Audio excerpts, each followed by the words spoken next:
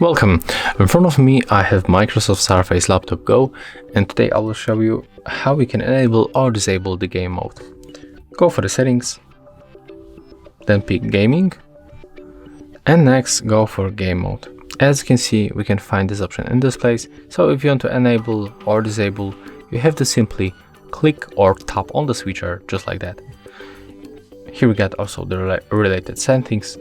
Of course, there is the graphic settings, so for example we can enable the refresh rate. Here we get also the app preferences,